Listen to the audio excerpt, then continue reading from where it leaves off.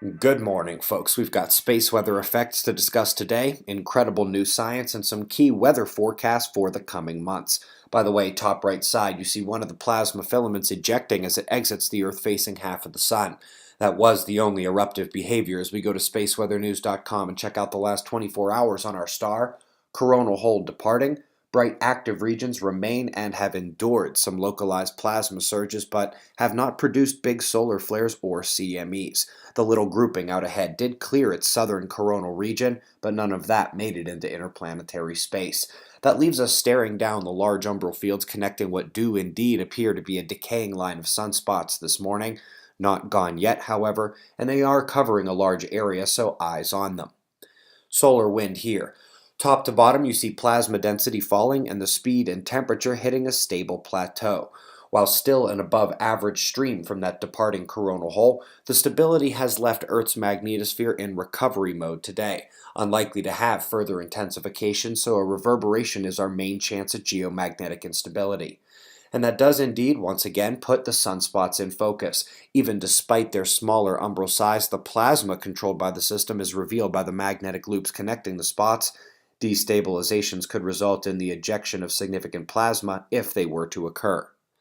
Let's look now at the tech world for effects from the solar storm from yesterday. As expected, it did cause an uptick in the non-weather and non-traffic accident-related transformer fires and other power problems. On opposite sides of the country, we had major transmission lines and equipment fail during what would have been the induction phase yesterday. Let's head out to space for something more aesthetically appealing and explosive. A terrific new animation has put the supernova in focus, and after 20 years of failing to have the base model factors produce the nova without petering out or adjusting the variables, the inner neutrino heating and energetic expansion mechanism has finally worked in their simulation.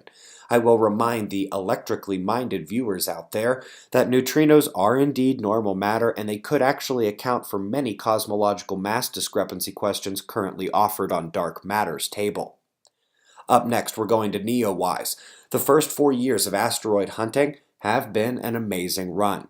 Near-Earth objects in green, stable asteroids that don't come closer in gray, and the comets are in yellow. Full animation and further explanation are found at the link below the video. And that also goes for the Weather Channel's 2 forecasts for the coming months. They do expect a near-average hurricane season, slightly weaker of a show than Colorado State predicts, and they also have forecasts for the general U.S. temperatures the next 3 months. The thing sticking out to me is the Arizona heat forecast. You know, I chose the New Mexico mountainous zone to avoid that deadly heat, which looks like it could persist all season long in our sister state. As you saw yesterday, we have indeed finalized the dates for the next conference. Number of speakers confirmed already. Tickets on sale next month, and we did indeed hit 100 million views about an hour after yesterday's show came out. Thank you once again. We've got your wind maps and shots of our star to close. We greatly appreciate your support. We'll do this all again tomorrow, right here, but right now it's 5:35 a.m. in the new Valley of the Sun. Eyes open, no fear. Be safe, everyone.